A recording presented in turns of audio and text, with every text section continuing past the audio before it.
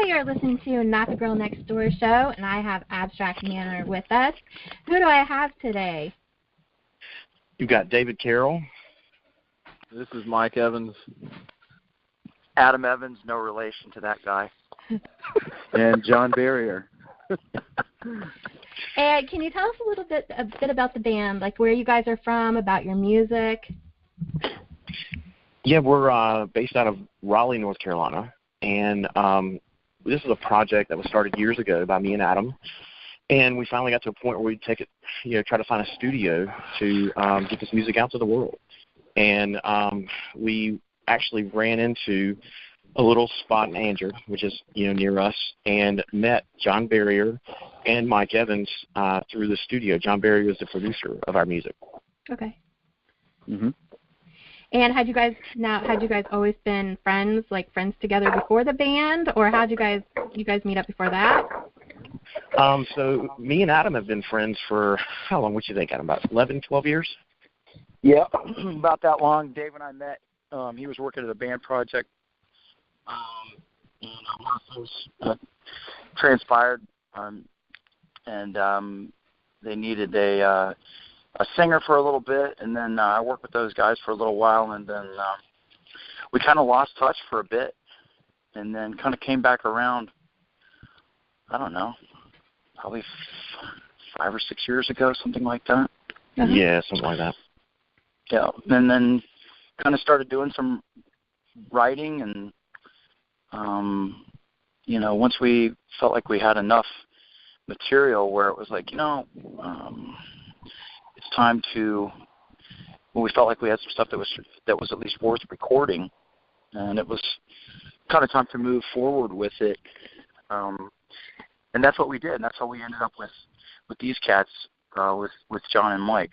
So it just kind of it's just a transition process that kind of is a natural, I'd say a natural order of events, but a lot of times really we've seen some really great things happen where we were scratching our heads going, how did this kind of come to be?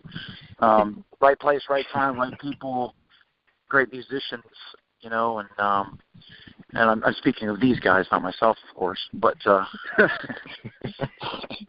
but yeah, something like that. Yeah. So sorry, go ahead. I was going to say, then we, at the studio, we met John. John was a producer, and instantly, connected and linked up with John. It was just one of those, moments where you just feel like all the stars aligned, the right moment. And walked in, John definitely got where we were coming from with the music and just fell into it, man. What's your take on it, John? Yeah, well, normally I don't make it a habit of playing with bands that I'm producing, but definitely had a connection with these guys, and we're all kind of from the same background as far as the music that we like. We really connected on that, but then realized that we had a lot more in common. So over the summer we played a few shows with them, and things got hectic at the studio, but then coming back around, we started all playing music together again, and it, playing these songs, and it was just right. And Mike is he's one of my studio guitarists. He's amazing. He's a kid. He's 22 and can just play his rear end off. But he's somebody that we brought in to kind of fill a spot in the music, because it's kind of wide open rock and roll. And we needed a wide-open rock and roll guitarist, and he just fit the spot, fell right in. He's kind of an old soul. He doesn't you wouldn't know he's 22 by his musical references. So, that being said, the project has just kind of been effortless. We've gotten way more music out than the time we put in, I would say. Yeah. Well, that's awesome. So you said that you guys kind of had the same interest for music. Who are some of your musical influences that kind of maybe shaped who you guys sound, what your sound is as a band? Adam, start that out. Yeah, and then Mike after that. Yeah.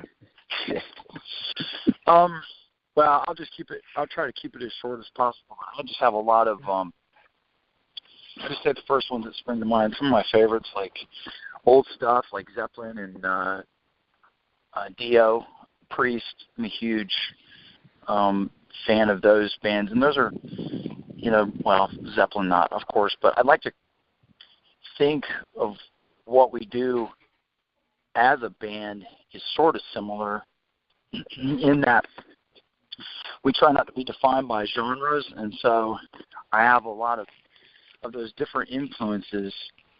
I just love powerful vocals, and I've always tried to take cues from powerful vocalists and great songwriting that moves me in such a way to try to find what that formula is and be able to emote and kind of express that way as a singer. But I'll just say those three because I'm pretty old in that sense. Plus, I'm kind of old. But anyway, something like those are some of my favorites for sure. What about you, Mike? I grew up listening to a lot of Kiss because they're the greatest rock and roll band of all time. Definitely Captain Geach and the Shrimp Shack Shooters, great band. A little bit of Soundgarden. Love the whole '90s, just like super in your face raw. Just Soundgarden, Alice in Chains, Mother Love Bone, any of those bands really. And then a lot of punk music growing up too. The Germs, Ramones, Sex Pistols, Dead Boys, and Johnny Winter for sure. That was one that was that I always loved to study growing up. But just kind of fell in love with what Adam and Dave were writing, and John pulled me into it, and just gave me a clean slate to work with, and just told me to do whatever I wanted to with it. And Adam and Dave were gracious enough to let me do that as well with the pieces that they were writing. And it just fell together almost perfectly as far as our musical influences and taste goes. And I think you can definitely tell that in the music because this is definitely something that everyone enjoys doing, and the music is just right up everybody's alley. Yeah. It's kind of odd that you say that, because I was actually going to say that that I can hear, as you guys mentioned the bands, I can hear a little bit of all those bands in your sound. I mean, you do have some really powerful vocals, I have to admit, and I can the dramatics and thematics of all of those bands. I mean, most of those bands you guys named are pretty. There's a lot of dramatics and thematic big sounds out of all of those bands. So I really can hear that. So I think I have to agree with you. The sound definitely shines through. Yeah, we're pretty dramatic. Yeah, I was waiting who was going to say that first. Well, I like the dramatics. Yeah, what musician isn't? Kind of funny. Yeah, my wife and I were watching a video of Rod Stewart last night. It was "If You Want My Body," and so we just noticed that he's in the bar and he's talking to the lady he's picking up, and he's playing on the TV in the background at the bar. Mm-hmm. He goes home with her. He's still playing on the TV. And my wife thought that was very fitting. She was like, "Yeah, that would be you. Yeah, you'd have to be on the TV in the background." I was like, "Now, come on. Really?" Not that guy. Adam has a little bit more range than Rod Stewart does. So. Yeah, definitely. Definitely. I don't know if it was a range thing. I think she was trying to take an ego shot, and I felt it. I felt it. Yeah, you just weren't having that. I get it. I know, yeah.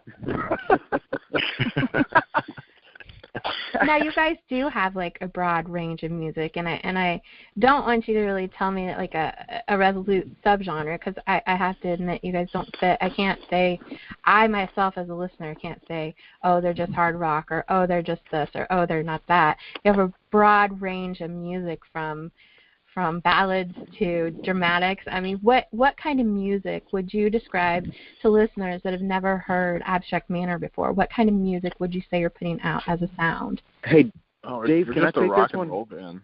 Yeah, go for it, John. Yeah. Go for it. Yeah. Okay, so I started out as just a producer on this project. These guys are as rock and roll as it gets. They like to get sensitive once in a while, but it's rock and roll at its core. It is, quintessential 70s to 90s, and even, you know, now we're kind of getting back to it. We had a weird area in the 2000s where nothing was really good. We're getting back to like good rock music, and that's kind of where everything these guys have been writing. And I say these guys because it's been Adam and Dave for years, and they bring it in, and we're putting touches on it. And we're making it, you know, we're making it sound really good, but the core ideas were theirs to start with. So it's been this, you know, it's all been sitting in that rock and roll area, but you can see it from the ballady stuff to the kind of aggressive avant-garde kind of, you know, no rules rock and roll as well. So yeah, that's well stated, John. Yeah, I've had a few people put us, you know, and it's, you know, been more the, you know, female group, but they have put it into like a sex rock, you know, like a not, you know, alternative, not, you know, like a sex metal rock kind of. And I was like, okay, all right, well, we'll take that, I guess. Yeah. Yeah. I haven't heard of that. That's stupid. Haven't either. We're all about trend setting, you know. Yeah. Maybe it's the video. You think we're coining the phrase right now? Yeah. What was that, Dave? Sex metal. We're coining that, right? Yeah, exactly. Yeah. We're going to put a stamp on that. Stamp. Don't. So let's talk about the video. We don't appreciate genres. Don't be genres jacking us, okay? No, go ahead. Because you have your own now. Videos. Let's talk about the video, because I am a child, and this will give away my age completely, but I am a child and product of MTV from when it first began. I love music videos. Oh, yeah. I love dramatic music videos. I love it all. So the video, I think, is what, I don't know, it's still like when I was a kid, and if I hear a song and I'm like, oh, yeah, I like that, but then you see the video and it just puts it over the top. So let's talk about the video and the meaning of the video and making it, or whatever you guys want to tell me, but really want to talk about the video a lot. Well, the video, you know, the director was Jaden Frost.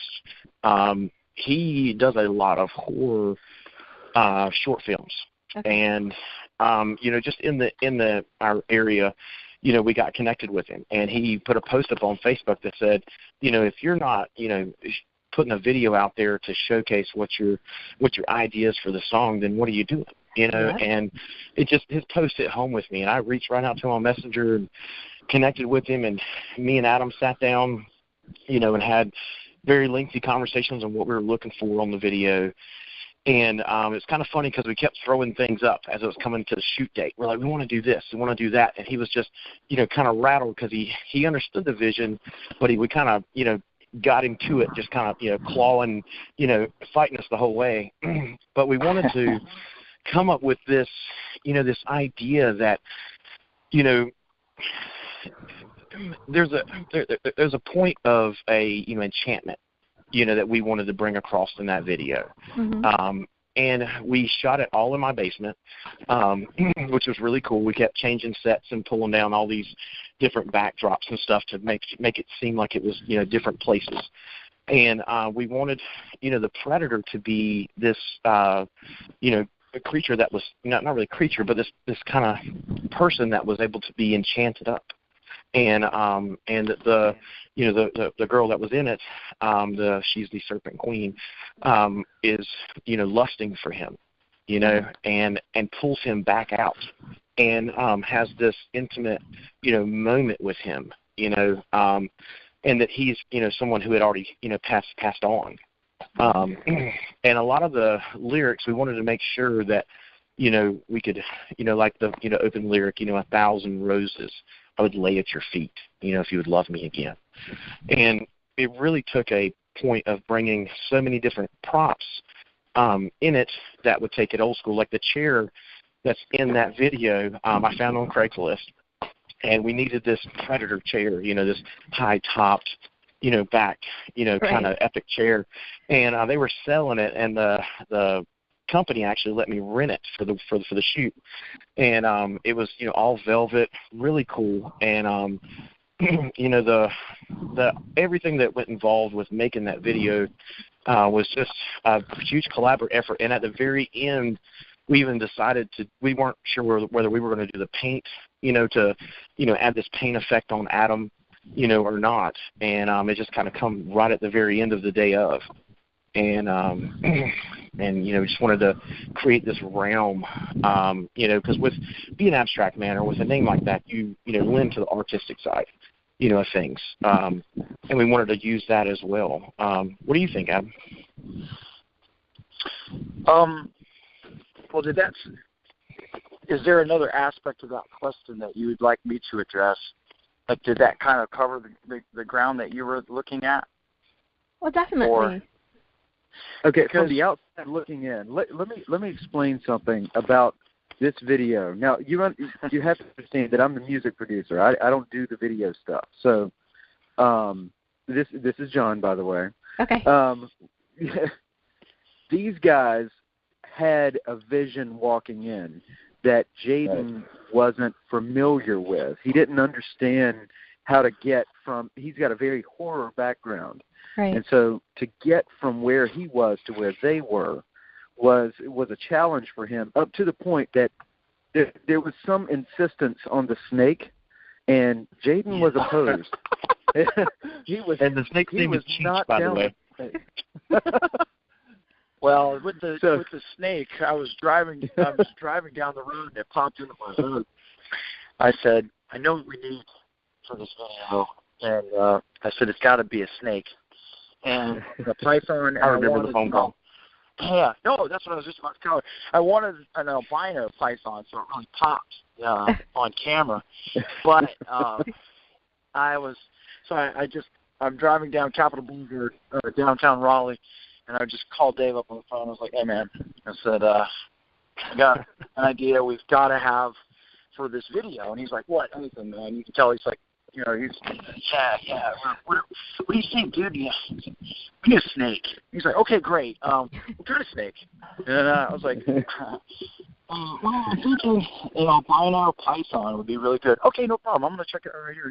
I can hear him click, click, click, click, click on the computer, and then he was like, wait, a snake? Wait, hold on a second, dude. A real snake? Yeah, actually, that's what I'm talking about. A real snake, and so we could represent this serpent queen, character, and plus, add this element. If you see in the video, she's kind of sketched a photo of me. You see the snake is kind of around it. So there's this whole kind of serpentine kind of energy. We try to simulate this kind of idea of this sort of romantic interlude between worlds where she has kind of conjured me up. And so that was kind of the feeling that we were really going for. And as Dave said, and John could tell you as well, that the transition of this song going from an idea, the lyrics were written, I started messing with this drop C tuning, something that I'm not very familiar with, and I brought it in, and it's like, guys, this kind of needs to feel this way. And then these guys just took off and ran with it. And I remember one night, Dave and John and I were in the studio, and it just kind of got legs. And then everybody was like, is that what I'm doing? Of course, several studio sessions later, and me, ripping my, shirt, whatever shirt I was wearing, burning shirts in the parking lot. I mean, just some kind of stuff. Yeah, I do remember. It got wild. What was this shirt? You burned a Dio, shirt. It was a Dio shirt. I burned a Dio shirt. Yeah, but it was made in China, made, so it wasn't it was made in China. Yeah. It wasn't a real Dio shirt. So it wasn't. Yeah, and that was about it. But yeah. I love that shirt. But as soon as I pulled it out, it had this strange smell. So I washed it, and it still smelled funny. And I was wearing it that night, and it felt like it was burning my skin. So I just took it off and just torched it right there in the parking lot. There's a picture or video of that somewhere. Somebody does. I do. I still got it. It too should be probably burned whatever. But yeah, it was. I'm not sure if you're supposed to say this on the radio, but there was a lot of tequila involved, right? Oh yes, tequila. Yeah. Okay. Certain of that. All right. Yeah. It helps the creative part of you guys come out, right? Yeah. You never know when you're going to be in the middle of a session with Adam, and he's going to take 5, and you'll go stand outside to smoke a cigarette, and you'll just see him come walking out of the woods, and just walk straight back in the booth, and then nail a take, and you're like, what the fuck is in the woods? It's not an exaggeration, unfortunately. No, it's the truth. That's a little creepy. Yeah, well, see, there's your childhood fear I'm exploiting. It's the predator. Oh, my goodness. That's when I was a kid watching it on TV. But no, all that being said, this particular piece of music, for some reason, it got this strange, life built into it, and it just it got legs, and off it went, But it's been an interesting piece of music, especially with everything going on lately and some of the stuff in the news and things, and some of the lyrics which were written over a year ago, about there are no victims in a Hollywood crime. Meet the stars, be in a movie, Right. And some strange inspiration when I was writing lyrics for that song. And I remember asking John, too, like, don't you think we should cut this? And John was like, no, absolutely not. No. So that's why it's 16, I think. But we all have a piece of that song for sure. But well, you guys brought up. Go ahead. No, you go ahead. I'm done. Well, okay. I was just going to say, you guys actually brought up a point that I was going to ask, and you talked about Abstract Manor, and you guys were into art.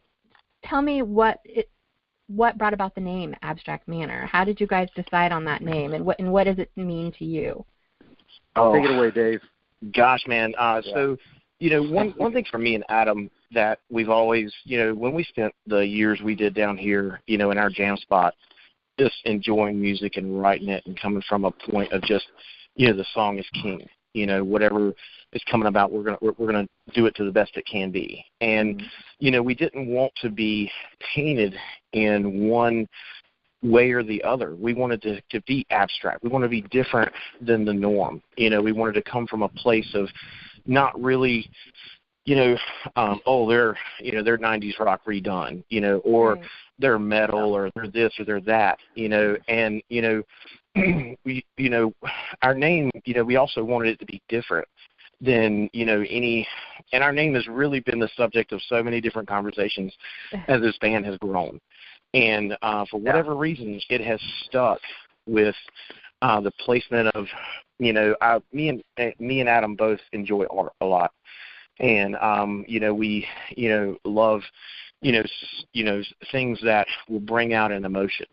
And we felt like, Abstract Manor was, probably the most fitting word, that we could stay with. And Adam, I don't even remember where we were when we came up with it. I don't know if we were hanging out here or what we were doing, but, we've really tried so many different band names. It's not even funny. And, it lends to metal. It lends to, rock. It lends to the art side of things. And, we, had questioned whether to do Manor, whether it be O-R or, E-R. And originally we thought doing the O-R as thinking like this is our estate. We're opening our doors and bringing you guys into our home. Right. And as we, wrote it out. Dave? Do what now? We just lost you there for a second, Dave. And as we wrote it out, the double N-E-R just seemed to fit a lot better underneath the word abstract. So it really comes from a place of art, but also from a place of we feel like we can do whatever, we want to do. We don't want to, feel like that, that every song is going to sound the same or it's going to be in the same exact genre. You know, you're not boxed into a genre with a name like that. And that's kind of, I think, why it sort of describes, the first offering of this music is to say, well, you can't call it this necessarily, or you can't call it this necessarily, but then at the same time, we're like, yeah, we'll take sex rock, because if you feel that from it, well, that's what we want, Right. We don't want, like a bunch of, angry dudes, whipping bottles at our show. We want a balance, because we know if, people come to listen, and they come to absorb, what we really, I've always just felt it's rock, it's just rock music. And, how it's delivered may not always sound the same, but it is that music. And I think that's where the name kind of lends itself to exactly what it is that we do. Well, let's talk about your shows. Let's talk about a live show from Abstract Manor. What can someone expect when going to a show, and how does it feel to play live and see the fans singing your music, and that's music you wrote and you put your heart into, and you see people singing something that's yours, and that's essentially theirs too now because they're singing it. So we could talk about how you guys feel about playing live. I'm gonna. We're having a little meeting on our live show tonight. John, I'm going to pass this off to you on what people can expect coming up. Sure. Yeah. I mean, the first thing they can expect is for Adam to not even be present. He is off on his own cloud somewhere, looking down at all us mere mortals. No. In the woods? He's still in the woods? He's looking off. He's looking down at the mortals that we are. No. Wow. I mean, really, the whole point of an Abstract Manor show is to kind of hold up the vocal energy, because early on we knew that this band was about getting the point across, about getting the message that Adam was trying to convey across, whatever it may be, and so for us, I think the important part is making sure that everything is solid and energetic, which everyone in the band is, is energetic and very proficient at their instruments. These are some excellent musicians. So, and we're kind of there to set a platform for Adam to do what he does, and and what he does is pretty incredible. There are not a lot of singers out there right now, especially in the sex metal rock genre, that that are doing in rock and roll, in rock and roll in general, that are doing what he does. So it's an experience. You get to experience something, but then there are all these opportunities for you to sing along with the chorus that you just learned. I mean, for us, it's about being entertaining, but also being an escape from whatever you were dealing with. You get a chance to just be part of something else for a minute. So that's the Abstract show. Great way to put it. Yeah, definitely. And coming to an Abstract Manor show, you better get ready for an in-your-face rock band that wants to connect with you. We want to, hitting every lead, hitting every, guitar strum, and just, we are all just, enthralled with the music in general. So you're going to see us, just, go off to our place that we go off to, and we, want to connect with every single person in that audience, whether they're in the back or whether they're in the front. And, we strive to be on A game every time we take the stage. And we all love it. I personally love playing live. I love being able to. I love playing live with you guys. I'll tell you. We love playing live with you. There are some live situations that are less than desirable, I would say. That's correct. I've been in those, and everybody this is a great in this band has been in this. Yeah. Oh yeah, and coming to see Adam pull it off live. Coming to see Mike pull his guitar leads off live. I mean, it's what rock and roll is. Really, no doubt. Mm-hmm. So that's something that's really important to all these guys too. Is when you step on stage, everybody is ready to do their job, and that really is. And if you're not ready, you're not ready. And I mean, this last show we played, I was not feeling so great, and that just happened. That's part of your voice being your instrument. And sometimes you get faced with these things where that's a little scary because you're stepping up in front of a crowd of people, and I want to be able to hold up my end of this is I got to deliver this as close to the studio quality as I can because this is the part that I wrote. So I don't like showing up at in front of a microphone and not being completely prepared, and because I know all these guys are completely prepared, and they're not going to let me down. And so the live show is a lot of perfectionist musicians who are trying to hit an apex at a certain point. Or it's kind of a play on words, isn't it? Apex at a certain point, but yeah. But everybody's do their best at that time, and once that show's over, we turn into just typical dudes drinking beer and talking trash to each other. But when we're on stage, I think there's a mutual respect that goes around, and it's like, all right, show's over, cool. We know what we got to do to get up there, but the thing is delivering the goods and get up there. And we've had some changes and things that have occurred, but these changes and things that have occurred, and they're just better for us moving forward. And I think that we're just starting to see some of what's forthcoming. It's like you can kind of see what's on the horizon, and writing.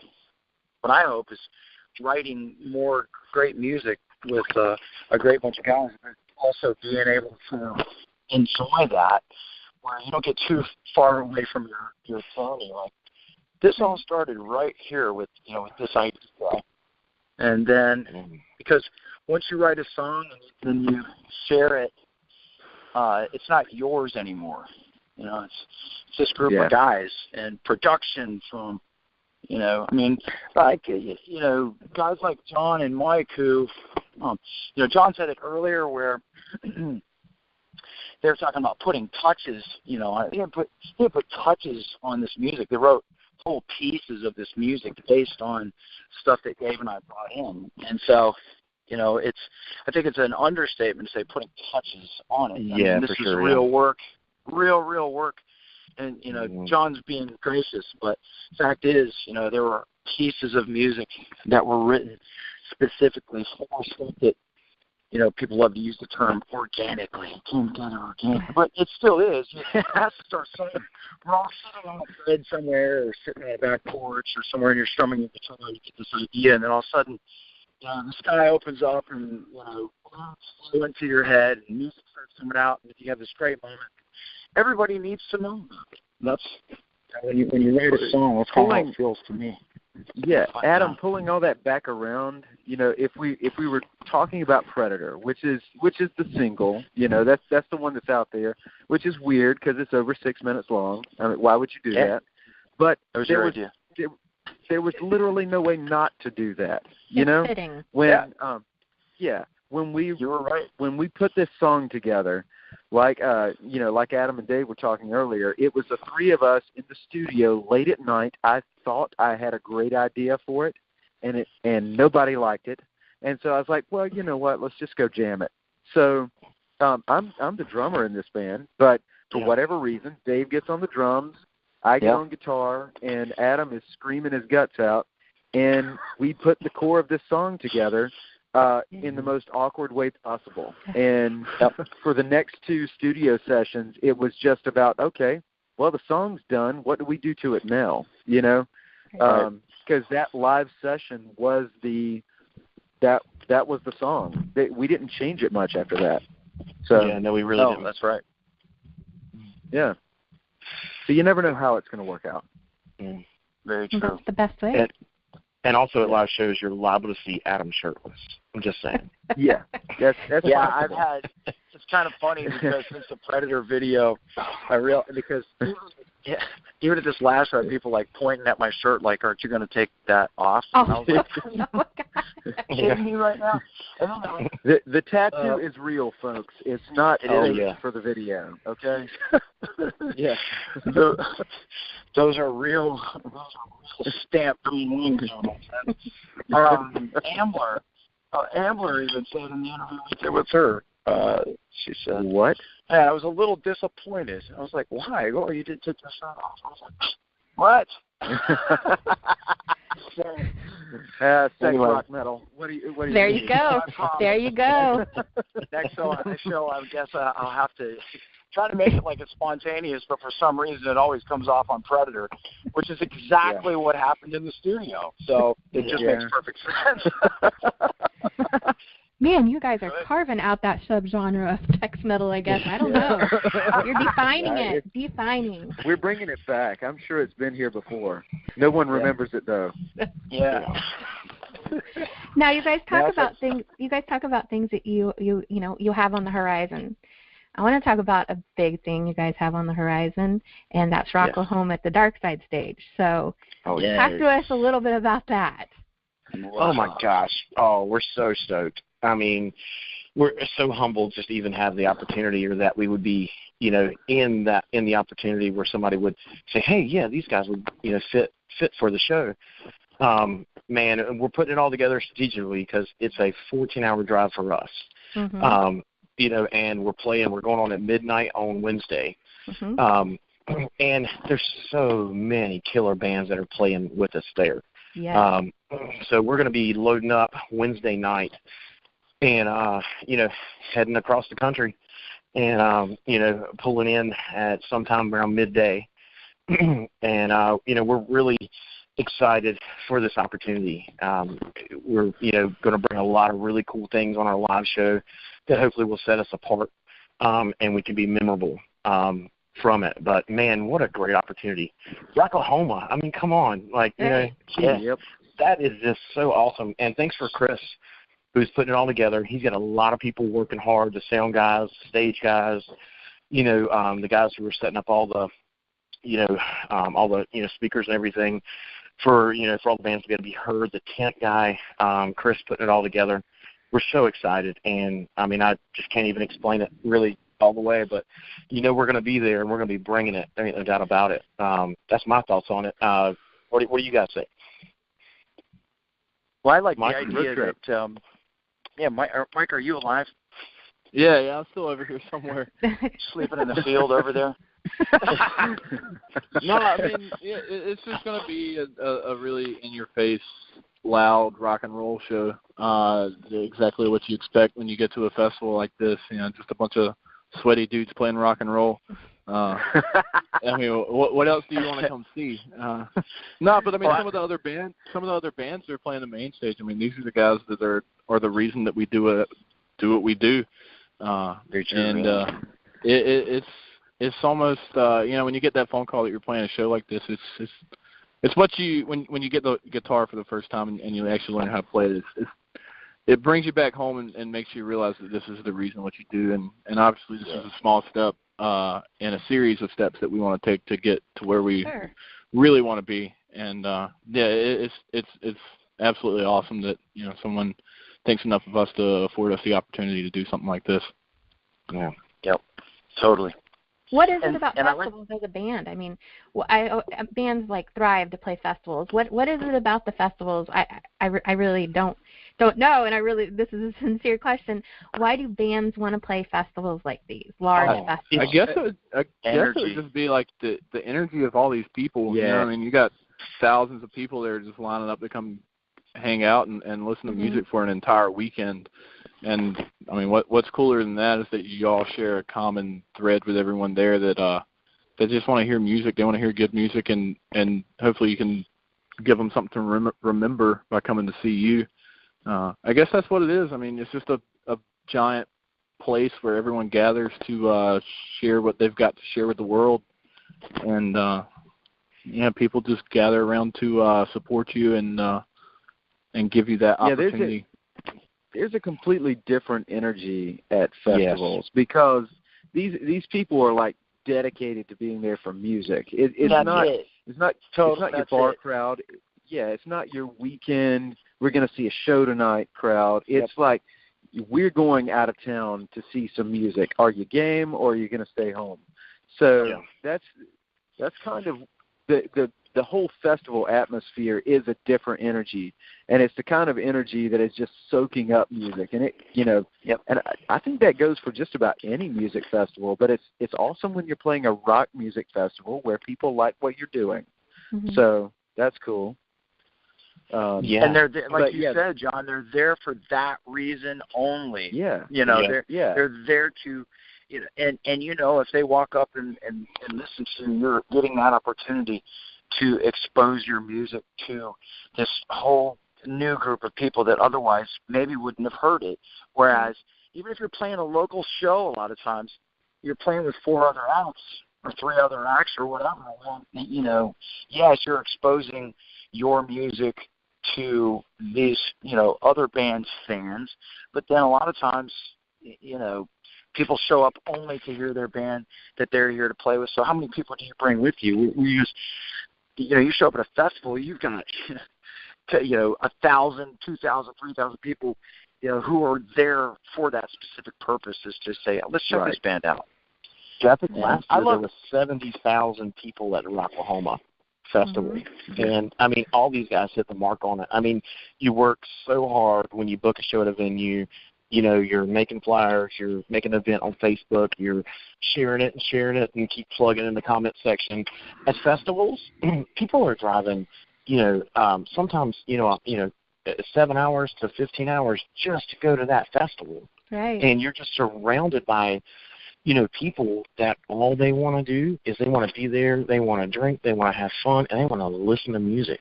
Mm-hmm. It's the same reason why Woodstock, was ever came about.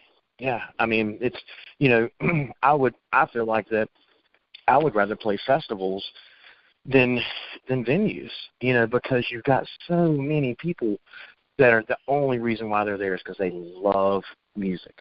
Right. Yep.